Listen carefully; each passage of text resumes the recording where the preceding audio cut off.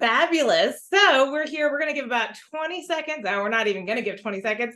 People were advised on how to make sure they had all of their technology working beautifully. So we're just going to go ahead and get this kicked off here as people are filtering in. I know Zoom is letting everyone in bit by bit by bit by bit. So welcome, ladies and gentlemen, to Time, Space, and Biohacking for Peak Performance. This is a concept I have been obsessed with for way too long. And honestly, I mostly decided to try and rope Susan and Jennifer into doing this with me because I wanted to learn from them. So welcome to Time, Space, and Biohacking for Peak Performance. I'm Stephanie Scheller. I'm the person that's been emailing you nonstop for 3 weeks straight. I am the founder of Grow Disrupt, the, I guess, official host for this series.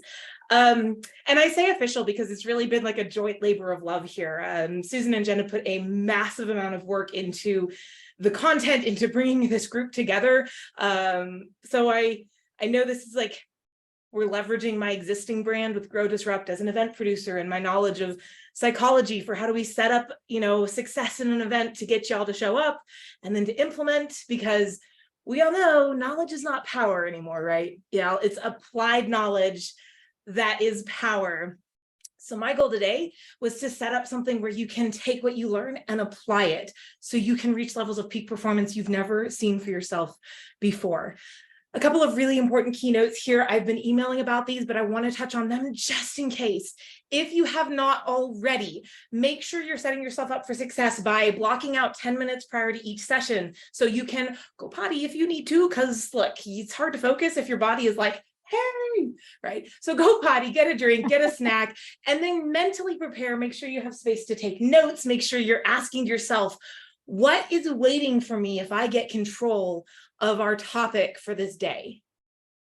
That's such a great way to start this mentally, because it starts to get your brain really thinking about what we're about to cover. And not only that, but it starts to create a framework for you personally to start to integrate what you're about to learn. In fact, that's a great question. I want you to ask yourself right now, what is waiting if I get my time under control? And then we'll let the master of time management take us away here. As Susan is training us, please use the Q&A feature in the Zoom webinar. Jennifer and I will be managing the chat and keeping things going for everyone. But if you have a question, we're going to try and make sure we log questions to ask at the end, but if they're in the chat, they might get missed. So if you do have a question, drop it in the Q&A. Jennifer and I will be in the chat to keep everything rolling. I'm super excited for the next 3 weeks.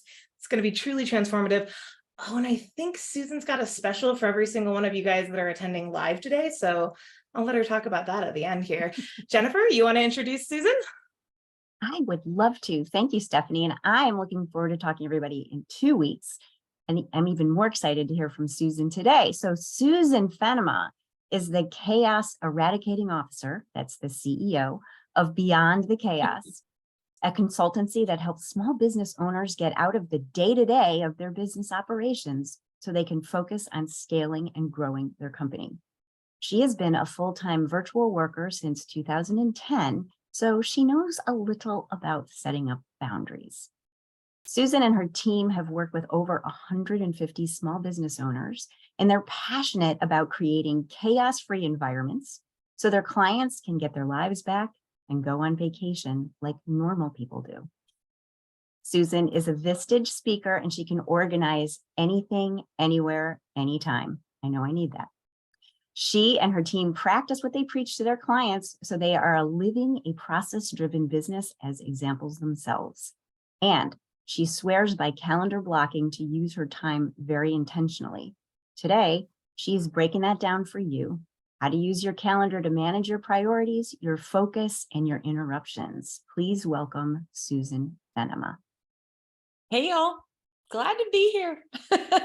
Thanks for the great introduction, Jennifer. And Stephanie, thanks for letting everyone know all of the things to do. And so with that, I get to jump right in. And let's just talk about how the world's changed since 2020, right? Man, our boundaries have been pushed Everyone is living and working in a very different situation, whether you're working in a hybrid, a work from home, even if you are in the office. A lot of what we learned during those 3 years has changed your work environment. Some are loving this hybrid and working from home. Some really don't like it at all. So there are some ways to make you like it better if you're one of the haters. And if you're loving it, but having those boundary problems, this is definitely going to help you out there. One thing I've learned is that everybody's work environment is very different these days. And I know Stephanie's going to hit you up with some knowledge bombs next week about your actual space. But we have to be compassionate with where people are sometimes forced to work. You know, are they at home taking care of an older parent or a child? Do they also have a work from home spouse? Are your kids not in school, or are they in school? Are they coming home in the middle of one of your meetings? You know, you could be working in an office in your house. That's my setup. Or you could be at your kitchen table, on a bed in a studio apartment, on a couch, or as one of my clients was set up during the COVID years, he actually had to hole up in his bathroom with a table and a chair because it was the only place he could close the door and get privacy. People are working out of backs of vans. They're working all over the world. So it's not even just work from home, right? It's work from everywhere. And that causes a lot more of the boundary issues, because how do you go on vacation? How do you take a break? And this is part of what we want to set up, is that structure around that, so that you can separate yourself, that you can set some boundaries. If you don't, the results in your life are overwhelm, they're burnout.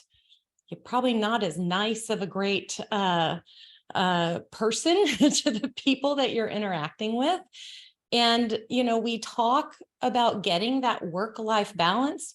I'll tell you, I'm not a fan of that phrase. I don't care if it's perfectly balanced, but it needs to be a lifestyle management that works for you. And there do need to be boundaries, and you do need to be making sure that you are setting yourself up for success and using that limited time that you have, whether it be personal or professional, in a very intentional way. So the theories I'm about to share with you, they will apply whether you work 60 hours a week, whether you work 10 hours a week, if you're a stay-at-home parent, if you're a corporate employee or a business owner. I know many of us are business owners, and so that is going to be a big focus here, but it'll work no matter what. So the big takeaways here as we work through this are: one, be intentional. We're not going to let things happen to us, and don't be a victim. That's number two. And the big thing here, three, is you are in charge. You are in charge of how you spend your time. You're in charge of how you plan your day. So let's jump into the be intentional part. I thought about here, could I bring a jar and demonstrate this? But I didn't want sand and water all over my desk. So I'm going to describe it to you and let you visualize this here. Let's say you have a glass jar, it's full of rocks. Looks full, right? But you could add some pebbles in around those rocks. Shake it up. Now it looks even fuller. Now add sand, now add water. Now you have a full jar. The key here to remember is to do the important things first. Those are your rocks, and they won't fit if they go in last. If you put the water and the sand and the pebbles in, those rocks aren't going to fit. So you have to make those priorities the first things that you do. You want to eliminate distractions and not be a victim to forces outside of your control to a degree, like emails, social media, phone, text, chats. They're everywhere, right? Bombarding us. So you want to make sure that those remain your sand and your water. All of this, I'm going to give major credit to Stephen Covey, The 7 Habits of Highly Effective People. If you've not read the book, it's worth a read. But that actually is his theory that he shares with the rocks in the jar. The other thing about being intentional about your time is that you're going to be able to set realistic expectations. So you're going to be able to look at your calendar and see what fits, what doesn't fit. Can I agree to that? So let's talk a little bit about what those personal priorities are. Those are your rocks. I know everybody's thinking, oh, this is about work though. It's not. This is about boundaries for your life. And your rocks are your personal priorities. Think about it this way. If you're not taking care of yourself first, you don't have anything to give. So you have to take care of yourself so you can be there for others, so that you can serve others. If you are looking at your personal priorities in this priority order, it also helps. So start with God, your spirit, your soul, however you individually look at that aspect of your being. That's the number one priority. If you're not taking care of your soul, you're not going to be able to take care of your body, your mind, your work. So start there. It could be daily prayer, weekly church, daily meditation, whatever it is that brings peace to your soul. The second priority in this area is going to be health. So how are you moving? That's another thing that's come up in the last 3 years, especially. We don't move as much. We're in front of our computers. We're not walking down the hall to see a colleague. So making sure that you are taking time to walk around your home or, wherever you are, make sure you're exercising.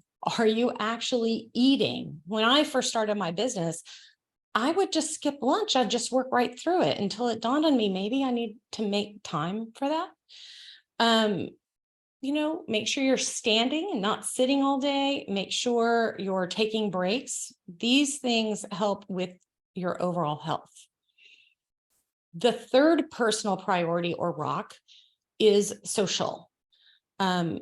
We have had challenges over the past few years of not being as social.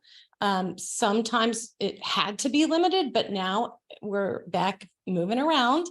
And so making sure that you are forcing into your schedule, especially if you work from home, some social time, whether that be with your family, your friends, your kids, lunches with friends and colleagues, whatever you're doing to get out and about.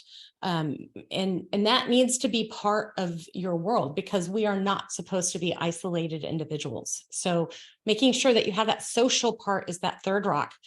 And then here's one that's going to surprise everyone, probably. We've all heard the beauty of sleep and how you need your sleep, but most of us aren't planning for it. My day today, Tuesday, started last night when I went to bed. So if you think about sleep as a priority of how do I get in bed at the right time, so I get the amount of sleep I need to make the next day a success, that has to be involved in here too. So we've talked about personal priorities. Let's do it together. I'm going to pull up a calendar here. You feel free to work along here with me. Let me share my screen. And let's just build out what that might look like on a calendar. Now I have a blank one here. I'm using Google. It's my favorite. If you are an Outlook person, this will work in there too. But essentially pull up your calendar and let's set up some repeating events. Let's start with, when are we going to go to bed? My bedtime's 10 o'clock. Yours might be earlier or later, but let's actually put that on the calendar. Go to sleep. Okay. This is a reminder that you want your day to end at a certain time. And that's where we're starting. So I'm going to actually repeat this every day. And now it's on my calendar till the end of time that I'm going to go to bed at 10. If I want to take it off on the weekends, you can, whatever that works best for you. The next is we want to put our spirit in, right? I usually get up at 6, but I'm going to tell you, I need a little bit of time in the morning to kind of get my act together. So I actually am going to put that in too. So I'm just going to put get up time, and I'll make this one a weekday repeat. Y'all can be doing this with me too. So I'm hoping that some good, oops, let me do the custom without the, there we go, without the weekends. So going to be getting up every day around 6, and I'm going to ease into my day, but then I'm going to do my spirit work. So I might, in my case, I do spiritual reading. This could be at a different time for you. And actually, as I was putting this together, I was thinking I might need to add some meditation to the middle of my day. Because I think that that might help me focus a little bit more. So I will take that time, and I'm going to put that every weekday as well. And I'm going to add church on. I'm Catholic. We get to go to church on Saturday nights at 4:30. So I'm going to put that on here too. That way I have it on here, and I will not forget weekly on Saturday. There we go. So see how I'm setting up these repeating blocks of these things? Now they're in here. Now, of course, your calendar doesn't look like that, right? It has things on it, but we're going to talk about how to move things around here in a minute. You would also then want to add your health. You know, when are you working out? I'm going to work out Monday, Wednesday, Friday. I might put that block in there. I want to put in when I'm eating lunch, because that's something we forget, maybe breakfast. And here's the other one. Who sometimes working from home is frantic because when am I going to get my shower in today? Or maybe you're trying to wedge it in between other things or picking up kids and all that kind of thing. Put it on the calendar. That way, if you need to shift it around, you can, but you know you have to allocate time for that. If you don't work out every day and you sit in the air conditioning, maybe you don't need a shower every day, but you plan it for you. The other is that, you know, what are we doing socially? I have some sporting event calendars. I love the Chicago Blackhawks when they're not horrible, and I love Texas Aggie football. So I have subscribed to those calendars, and I can see, here come my Aggie football games here in September. So I know what is going on, and, you know, maybe on this day, I want to go to church on Sunday so I can move it. So there are some things that you can subscribe to if it's that kind of activity. You can subscribe to holidays as well, whichever matters most to you, so that they pop up on your calendar. You can see here we are in September, so Labor Day shows up there for me. All of these can be pulled in so that you don't forget to plan for a holiday, which is important.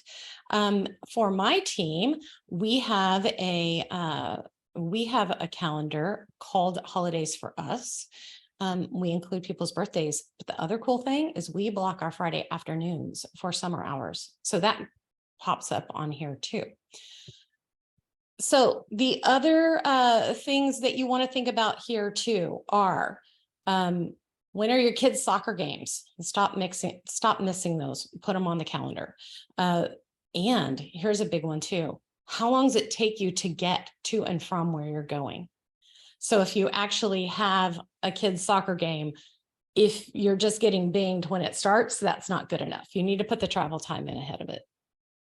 All right, so those are the rocks. I'm going to stop sharing my screen for this because I think you kind of get the gist of how that works. All right, let's jump in for what's next. Okay, what are the pebbles? We've put our rocks in. That's our personal life. And let's face it, y'all, that's why we do all the professional stuff, is so that we can do the personal things we want to do. So make those the priority. The next thing are your professional priorities, right? You have a job, you have obligations. And the first thing you want to put on your calendar in that capacity is intentional work. This is performing your main job function. If you're a business owner, that's going to be the things you're doing to work on the business. I call mine focus time, and I have at least 2 blocks a week that are on there. As I become more and more mature in my business, I want it to be more and more of that and less of the other things. Sales could be something as a business owner or as a sales representative that is the most important thing for your business. If that's the case, you can block time where, say, it's free, so it still works with your Calendly or whatever your calendar link might be to set up those calls, but you know you're intentionally working on sales during those times.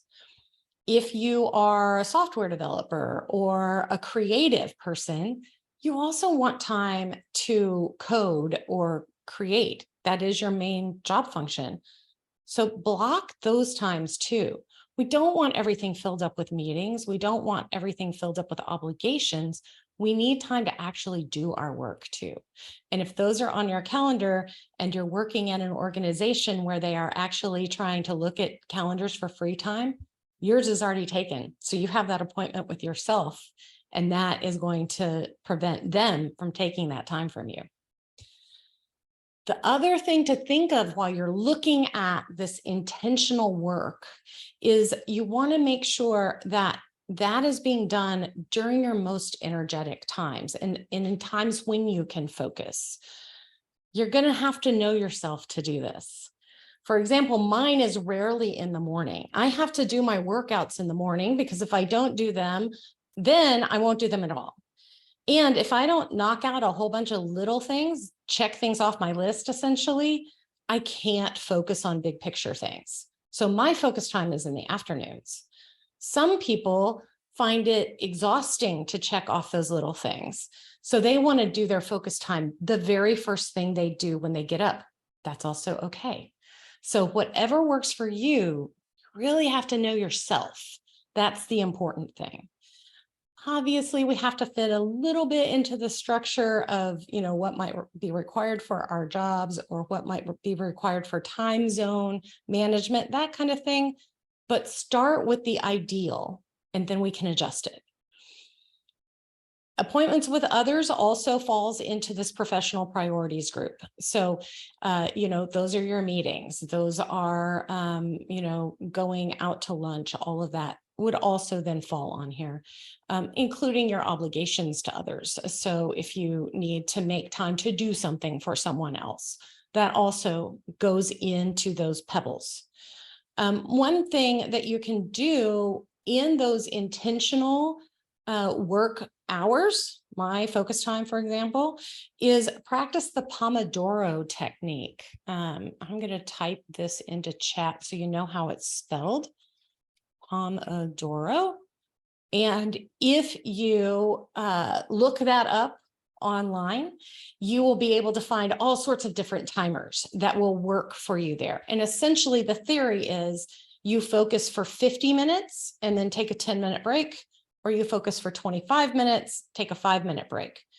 It helps you set deadlines so that you can achieve things better. In a deadline-oriented world, we actually make more things happen than if we just flounder about. So if you say, I have, for example, 25 minutes to write an email that is going to go out to my whole list, great, go for it. You have a deadline, and it's amazing how great that works to make you focus and to make it better. And then that last 5 minutes, guess what you do? You get up and you walk around and you move and you stand up and you get refocused for your next block of time. So check that out. I think that might help when you're doing your intentional work time. Another thing as owners or managers that a lot of people run into is I have to support my team. That's one of my pebbles as one of my main job functions. And man, they're interrupting me. They're coming to my door, or they're calling me, or they're chatting to me all day. And I'm constantly interrupted of getting pulled into those things. Well, here's a great tip for that. Set up office hours on your calendar. Let's say you are a software developer who is running a company and you have a bunch of other developers working for you. You are likely the most knowledgeable developer in most cases. And so they will need your help. And so you can't just say, go figure it out, right? Then they're going to flounder. It's going to take them longer. Clients are going to get upset. Now you have a whole bunch of other problems. But if you say, hey, listen, between 12 and 1 every day, I'm going to eat my lunch at my desk and I'm going to have Zoom open. You can just jump in if you need me during that time. That is my available time. So hold your questions till then. And they know you're eating, no big deal, but it's, just think of it as we did in college with professor office hours, right? And you can put that out there and then the team just knows when to get you. The other thing is that if maybe you don't have as much need from your team, but every now and then they need some help, use Calendly. And if you're not using Calendly, go look at that quickly. I'll type that in here too, so you know how to spell it. There is a free version. You can absolutely set that up, or you can use a paid version to even pull in more calendars. I do that because I have a bunch of calendars, but you can then schedule that time, make a 30-minute block, and your team or your clients or your networking partners or whoever can use that link to get straight on your calendar. So let's do this together, right? Let's put the pebbles on. I'm going to pull the calendar back up. And I'll also tell you, if you want to color code these, you can also color code these. And I'm going to do a little bit of that while we're doing it. So let me share my screen again here. And I notably said, I want to do my focus time in the afternoon. So I'm going to say every Monday from 1 to 4 is going to be my focus time. Oops, and I'm putting it on the wrong calendar. So let me turn that one off. Sorry, it's what you get when you get a live demo on a webinar. All right, so we are going to say 1 to 4 on Mondays, focus time. And it went straight to my Beyond the Chaos calendar, but I am going to put it back on the other one. You guys probably won't have these many calendars. And I'm going to color code it as light blue so I can see the difference. I'm going to recur it every Monday. Okay, same kind of thing. Now you're starting to see how the structure is coming together. And yes, at the end, I will give you a preview of what my calendar actually looks like. So this could be Monday and Thursday afternoons. Block that in. Pick your office hours. Maybe you want those at 10 a.m., every week. Okay, great. Set up that, invite your team and go. I would start by picking 2 of these focus blocks to start to work in. And then the more you can add, the better. The goal here is to start to build that structure into your calendar so that when we get to the sand and the water, which is coming next, you know where it all fits, and you know when you can work on it. So that is this. You guys feel free to keep working on that while we go. And I am positive that you're freaking out a little bit right now because you're saying, how am I ever going to fit this in? Don't worry, we're going to get to that part. So sand and water, that's what's next. What is our sand and water? It's our email, it's our social media, it's our chat tools, phone calls and texts. All these things feel like they're emergencies, right?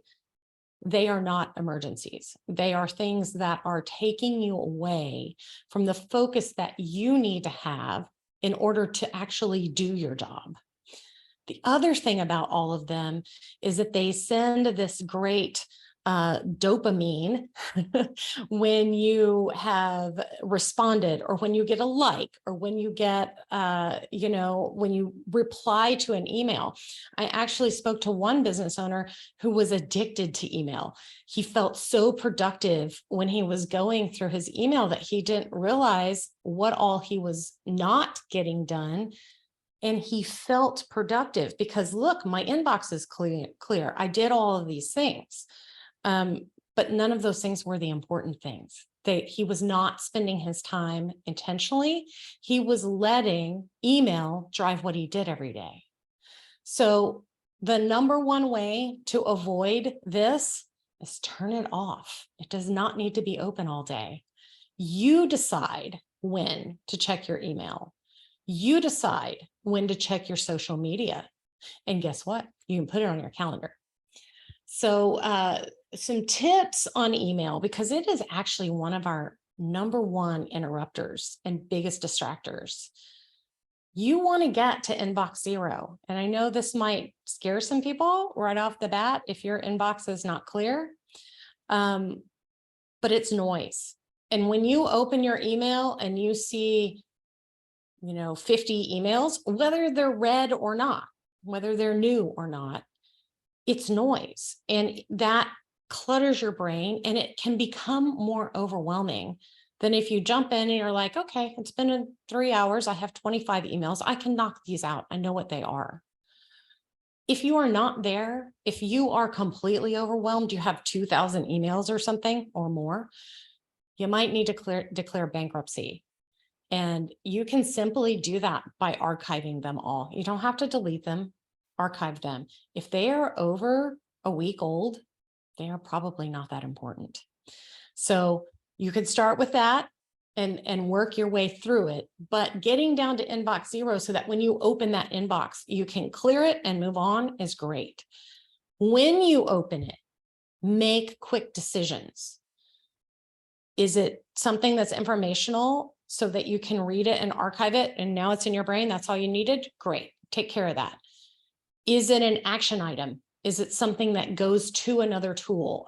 Is it something that should be in your project management tool or in your CRM so that you are handling it as part of your work? Move it. Let's get it into the right place and not leave it there. If it's something you can respond quickly to, respond immediately and get that out of your way. If it's spam or junk, you can unsubscribe if you know who it's from. If you are not really clear, I would avoid that. And here's a really cool tip I got. You can build a folder for all emails that say unsubscribe in them. So write a rule, and then you can go through those at a time when you have time to say, oh, I want to read that. Oh, that's interesting. Why am I still subscribed to this one? And you can work your way through that at a time when you have more time than in the middle of your day. If something's thought-provoking and you need to come back to it, guess what? Put it on your calendar of when you're going to do it. And that way you'll be able to put the right amount of thought. Say you need 15 minutes, and put it on the calendar when you have a 15-minute hole, and then you can go back and think through it. If it's that, I would say go ahead and respond to the person and let them know, hey, listen, thanks for this. I'm thinking about it. Let me respond to you on Tuesday at 2:30. That way they don't keep sending you emails and filling back up your box. So those are a few tips on how to get that email squashed down. Social media is the same. Make yourself a time. I look at LinkedIn as part of something I call my daily check-in. And I respond to the messages. I read the posts. I might comment on posts. LinkedIn is my main way to communicate and to connect. And I do my own. But when I'm writing posts, I have another block so that I have more time to think through those things. The other things that we're pinged about all day long, every day, are our chat tools, our phone, and our texts. Again, turn them off. The other is remember to be patient with those you're also trying to communicate with. So if you don't get an immediate response, that's okay. They also need time to do it when they want to do it.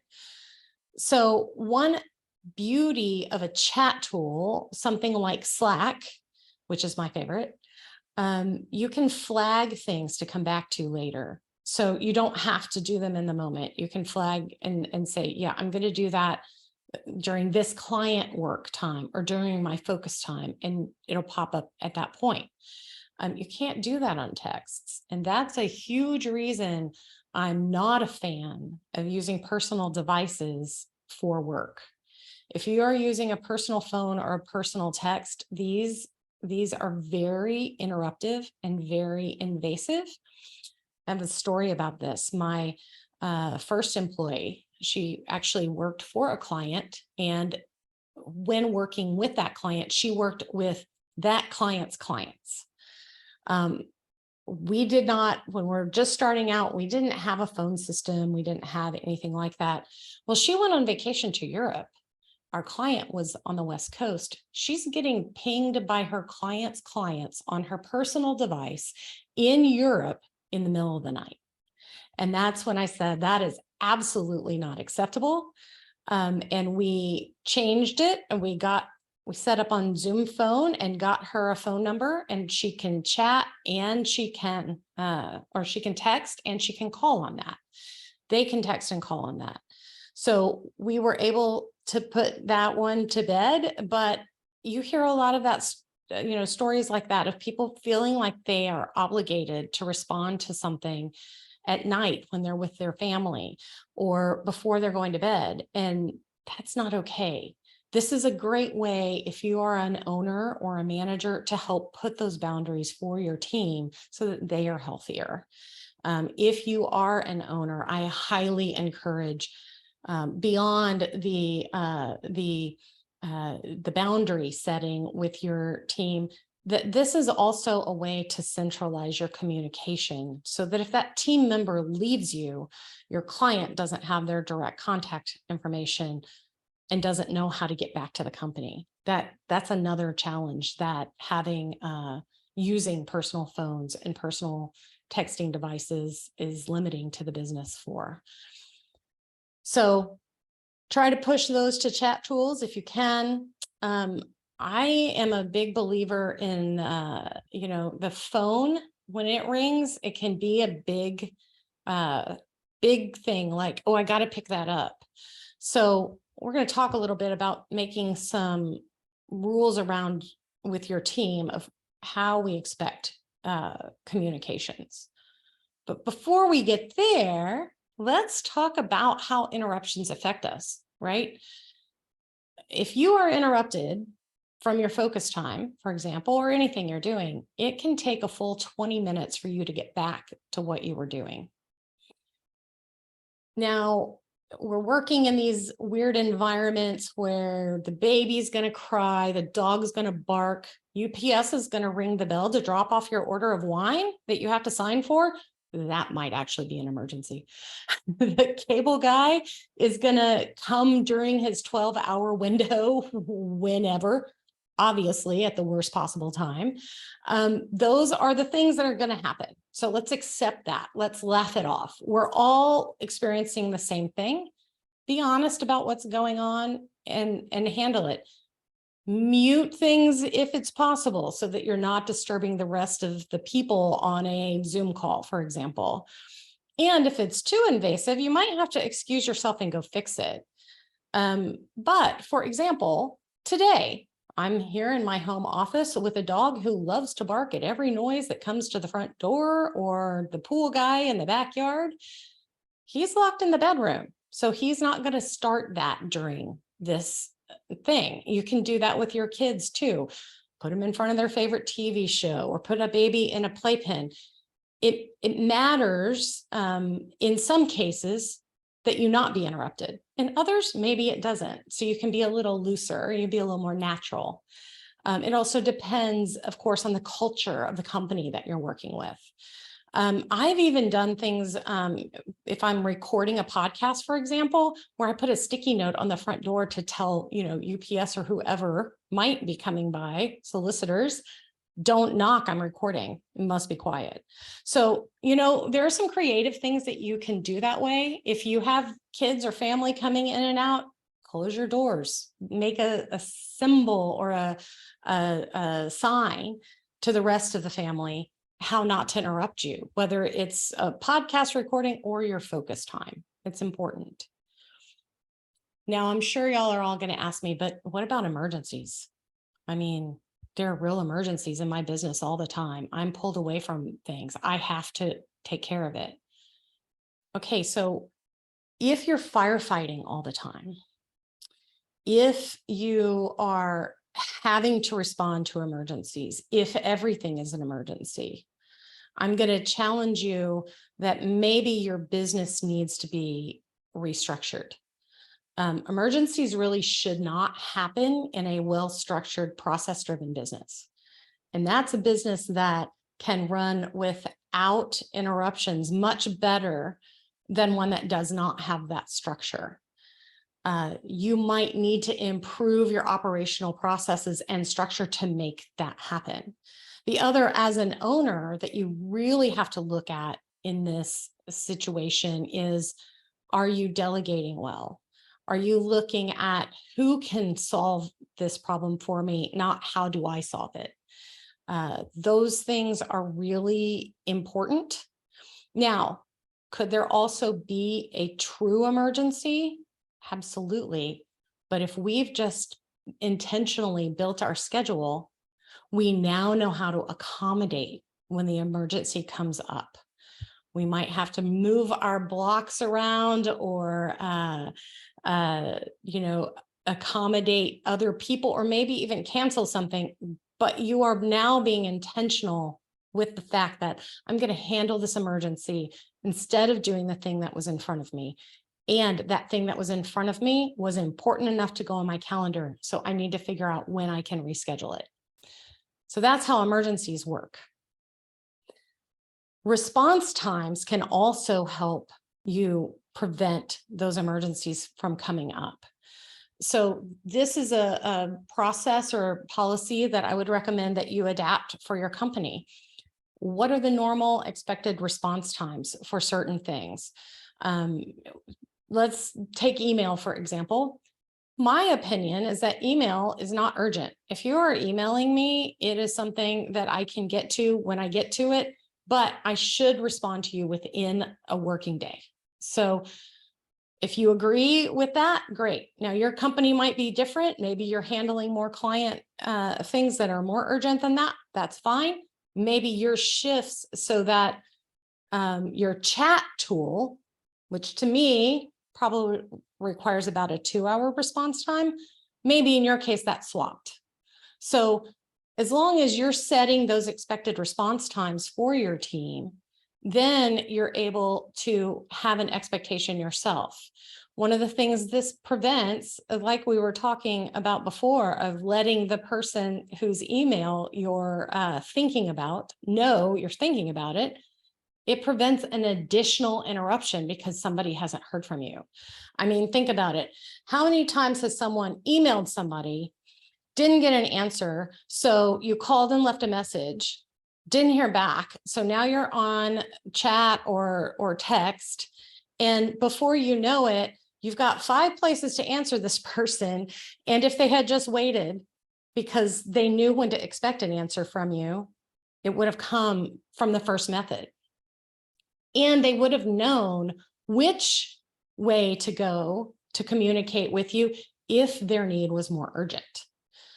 I'm a firm believer that if you're texting on a personal device or calling on a personal phone, it better be a pure out emergency. And I'm not talking about the building being on fire, because you should be calling 911 for that, not your team, right? It better be a, my goodness, we haven't heard from you in 24 hours. Are you okay? Things like that.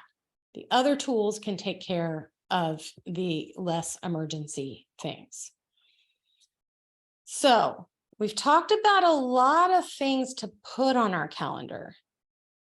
And we've talked about setting up a lot of recurring events. How do we make that?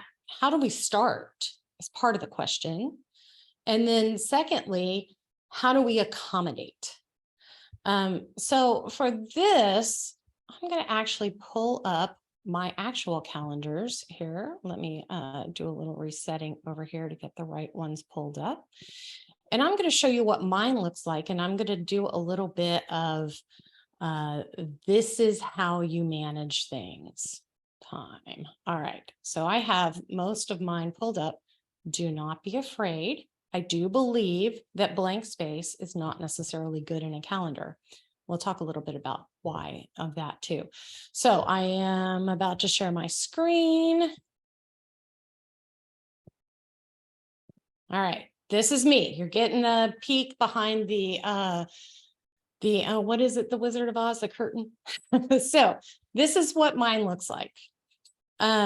As I have discussed, I'm not a fan of white space, except that I leave white space open on my calendars for people to schedule sales calls and networking calls through my Calendly with me. However, they have to do that 24 hours in advance. So I will fill these holes in my schedule at the end of the day, to not tonight, when I am reviewing what tomorrow's tasks look like to accomplish, and I'll fill those in. When I'm looking at those tasks, I'm looking at my project management tool. I'm not looking at, my made up in my head list. It's in my project management tool where my task list goes. You'll see tomorrow is a pretty big personal day for me. I've got a physical therapy appointment. I've got another doctor appointment. So that day is mostly blocked to personal. Pink is personal on my calendar. I color code client work in a lighter blue, and I color code my focus time. Here, let's go to the next day in this darker blue. You'll see that I normally do that on Monday afternoons and Friday late mornings.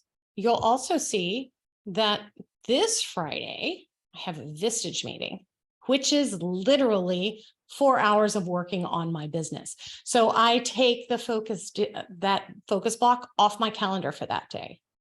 You'll also see I have to get up earlier to get there. So I change some things around, even though that's not what my normal Friday looks like. So you can move these blocks. I'm working on a book right now, so I need to have that time allocated. And if somebody needs to talk to me during this time, I can shift these types of blocks. But I also have calls scheduled and meetings scheduled that are obligatory. So I know what I need to schedule around. Summer hours, shoot, I'm going to go hang out in my pool. So that's on my calendar. So I go do it. I want to intentionally use that time for recreation. And if I don't do it, I'll just work through it and then go to the grocery store. I'm not going to lie. I'll let other things pull me in different directions. So you can see as you go through the days, it gets, the further out you get, the more white space you get. But having all of that in place and color coded, I like to have at a glance, am I spending too much personal time? Am I not? And my calendar goes from 6:30 in the evening until bedtime at 10. And you'll see here too, I block my day, I frame it. So I get up at 6:30. I am signing off of work and I am doing it. I have a little dinner routine. I love to cook, and that's my transition time. That's my commute. So I'm using that to separate myself a little bit. All right, so let's turn this back off. One of the things that is beautiful when you're looking at your calendar that's all structured like that, you will be able to judge what you can say yes to and whether deadlines are realistic. You might be able to say, when Stephanie and Jen and I started talking about doing this, it was very easy to say, oh, we can't do this before August. We started talking about this in March. We could look at our calendars and we could figure out when is the right time to schedule it and how do we schedule around it. So you're able to make better commitments that you can hold with integrity. And then after we made this, I went back and added blocks of time to work on what we were marketing and what we were presenting. So that's really important to help you be realistic. And don't be afraid. I call it calendar Tetris. You have these little blocks on your calendar. Don't be afraid to shift them. You know, if you get to something and that's on your calendar, like, I absolutely do not feel like doing that right now. Awesome. Look at your calendar and see where you can move that block to, and see what you can maybe swap out. Oh, I'd rather do this than that. If you look at your calendar and it's full, you saw mine, it's pretty full. You might have to say, well, I'm just going to bite the bullet and get it done. So it gives you a much better way to intentionally use that time. Another tip I can say too is that if you are blocking time for focus, if you pre-plan, you saw my task of reviewing tomorrow's tasks. If you pre-plan what you're doing in that block of time, you can put it in the description or notes, or in my case, I go pick the top 3 things on my priority list, and I flag them with a high, medium, and low priority and work on them in that order.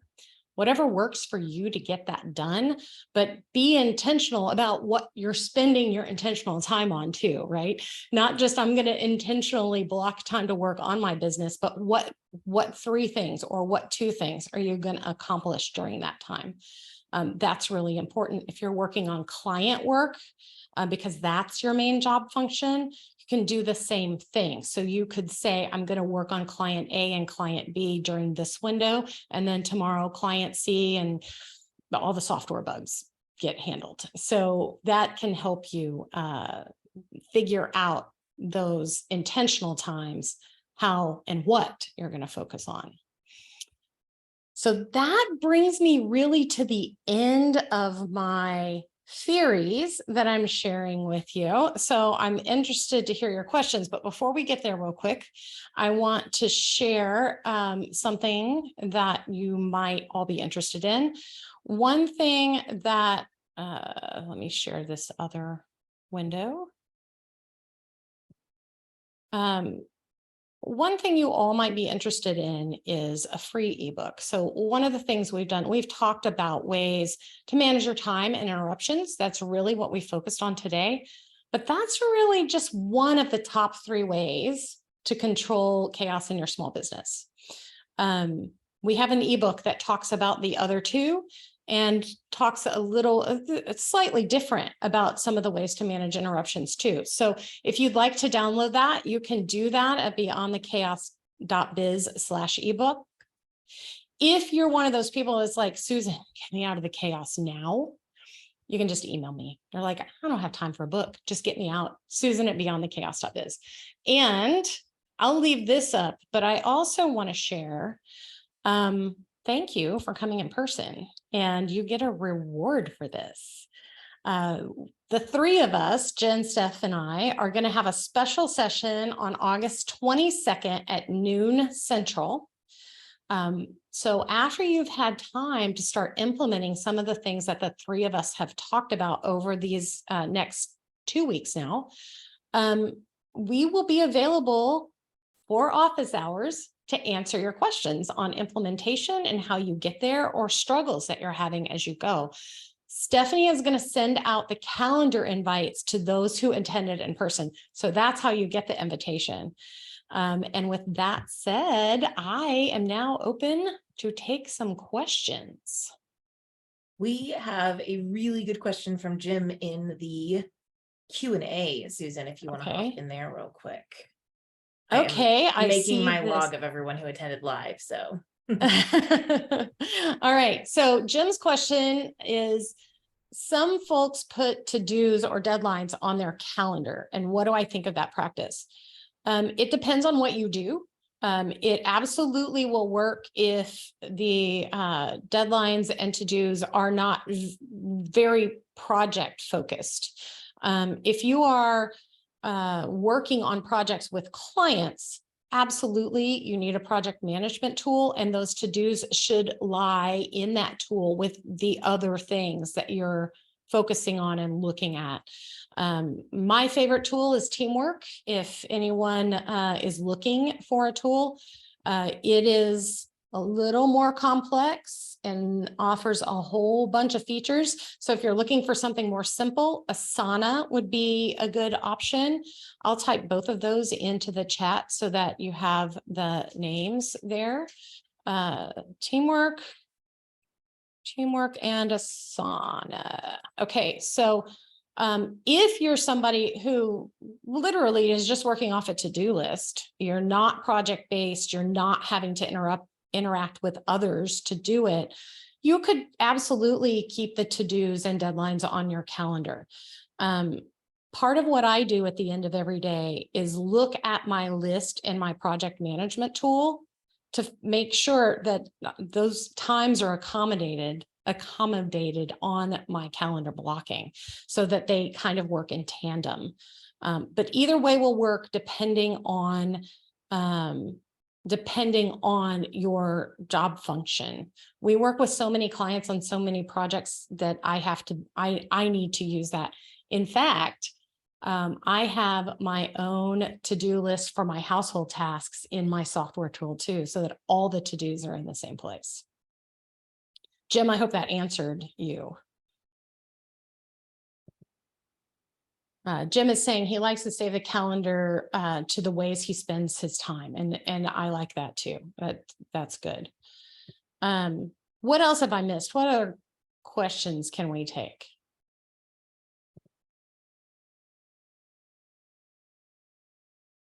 I am seeing things coming in. You might want to check in the chat real quick. Just as a heads up for everyone, I'll come on just real quickly here. I am trying to make sure we log it. It's looking like there might be an issue with pulling the live attendee list from Zoom. So I'm trying to grab everyone's names from the chat real quick to make sure you get the invite to the office hours. If you don't get them and you're like, wait, where's my invite? You have my email, just hit me back and be like, Stephanie, I attended live and I don't have an invite and I'm feeling left out, and I will fix that. Thank you, Stephanie. I do have a question here from Abby. 15 to 45 minute blocks doesn't feel like enough time to get anything done or focus. How do I get myself out of that mindset? Part of it is, and that's a great question. 15-minute blocks might not be enough unless it's literally, I have to think about how to answer an email. You know, that 15 minutes might be fine. My block at the end of the day where I'm reviewing tomorrow's tasks versus my calendar and making sure it lines up, that's an easy 15 minutes, no big deal. But 45 minutes should be enough to accomplish something. Part of it is being very intentional about what are you doing during that time block? What are you focusing on? And working those, that plan so that you're accommodating the right amount of time, right? So if I have a 3-hour window, for example, for my time blocks, I'm likely going to be working in the 50 minutes, and it's 50. That might be part of the confusion, Abby. It's 50 minutes with 10 off, not 15. But if you're working in that probably means 3 main things I'm going to focus on, and they need to be things that I can either make progress on or complete within that time. If your big picture thing that you're working on cannot be accomplished in a window like that, then you probably need to break it down into smaller steps, because it's probably going to be much too overwhelming to even figure out how to start if you haven't project managed yourself a little bit into smaller bites. One thing someone shared with me a long time ago too is 15 minutes may be what you need to get started on a project that feels too big. So tell yourself, I only have to work on this for 15 minutes and then I can stop if I want to. But usually by the time once we get going, then we want to keep going. I find 15 minutes are great because if I want to do like a sprint of like furious activity for a super short period of time, but they're not, I have a hard time doing just 15-minute blocks. You could do a 15-minute block to check your email though. That might be a great use Yep. of a Or 15-minute social. window. Yep, Yep. absolutely. I know a couple people are saying they have to go. So if you have to take off, absolutely. We have just a couple minutes carved out on the back end in case we run over to make sure we answer all questions. So Susan and I at least will hang out for a couple more minutes. I think Jennifer is too. Thank you all so much. We'll see you back here next week where we'll be talking about how do you set up your space for peak performance based on a whole bunch of really cool neuroscience that I just absolutely nerd out about. And I can't wait to share it with you. We'll talk to y'all soon. Thanks, y'all. Any other questions, Susan, or anything else you want to share or keep digging into while we have people wrapping No, up? I want to read all the chat emails though, but I think you'll have to export that. And if that anybody I can export the chat, and if anybody had a question, I'll try to take that or comment on that offline. Awesome. Hey, Susan, I got a question. Okay. Then I can't put in the Q&A, but so my calendar is blocked, but I have not seen anything like the way that your calendar is done. And frankly, it feels a little overwhelming to me to have all of my time accounted for like that. And I totally see the beauty in doing it that way because it gives you so much freedom on the back end. What's a good way to ease into the level of calendaring that you do? Yeah, this did not happen overnight. Getting here, and it works so well for me. Some people need white space on their calendar so that they don't feel overwhelmed, and that's okay. That they know they have a break, they know they need to walk away. That's okay. But to ease into it, put your rocks in first. So start with, how am I taking care of me first? That's going to start to frame your day. If you have to wait 2 or 3 weeks to get it really in rhythm so that you're consistent with what you want to do, that's okay. But get it on the calendar. And then if you say, okay, I said I was going to work out Monday, Wednesday, Friday at 9, but it turns out I have a meeting the next 3 weeks on those days. But after that, you don't. Now it's reserved for after, and you can move that block of time around in your day to get that part done. But it's those rocks, those priorities of taking care of yourself first that really that would be the way I would say to start. Yeah, and you can add the other ones in over time, 1 week, the next week, or the week after, the week after. I know in my world, working with a lot of ADHD people, we always feel like we have to go like 100%. So we're like, Susan just showed me 80 different things and I am going to go do all 80 right now. And it's like, oh, wait, that's like super overwhelming. So I always tell everyone momentum builds and small changes are sustainable. Absolutely. One thing, and then another, and then another. It helps. It helps. And if you're ever, hey, I've had days where I've looked at my calendar and I'm like, I am completely overwhelmed. It is too much. Start canceling things. Yeah. You know? You are in control. You have the power. Oh, I love that. Yeah. I got an email from someone the other day who said, Stephanie, I have been looking forward to meeting with you so very much. And today has just completely gotten away with me. Can we please reschedule so that when we meet, I can actually pay attention to what we're talking about? And I was like, that is the best email I've ever gotten. Absolutely. Here's my calendar. Yeah. That's real. You can reschedule. And, I will admit that a networking conversation is probably the first one because that is not urgent in any way. It could be pushed off. You do want to nurture those relationships, but it doesn't have to be in the midst of overwhelm. Yeah. You need to spend your time on the things that make you money, that serve your clients, that serve your team, before the more proactive stuff. So being able to accommodate that if it gets too much, that's one place that you can let go. I like this, Daphne. You have Friday as a no meeting day and it feels good. I don't like meetings on Friday. I will do them only if it is a sale to a potential new client that cannot find another time. That's the only time I'll do meetings on Fridays too. But we do our team meetings on Fridays though, because they're fun. So you can mix it in the way that it works best for you.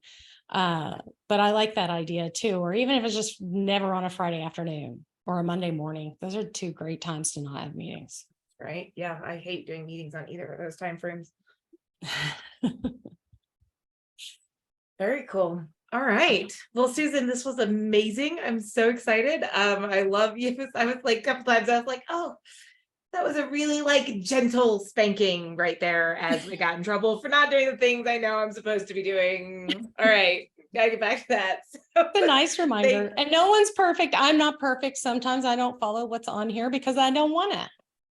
Yesterday morning is a great example. I woke up, I didn't feel great. I canceled everything. I have blank spots on my calendar and it was okay. Yep. Weird. That's part for those of us who are entrepreneurs. That's part of why we're entrepreneurs, right? Right. Oh man. All right. Well, fantastic. Thank you all so much. Hopefully we'll see every single one of y'all back here next week when we'll be talking about setting up your space for peak performance. And then we'll be wrapping up with biohacking with Jennifer in 2 weeks. And then of course, for those of you who are here, office hours on the 22nd. Thank you all so much. Have a wonderful day. We'll see you soon. Bye y'all. Thanks for coming.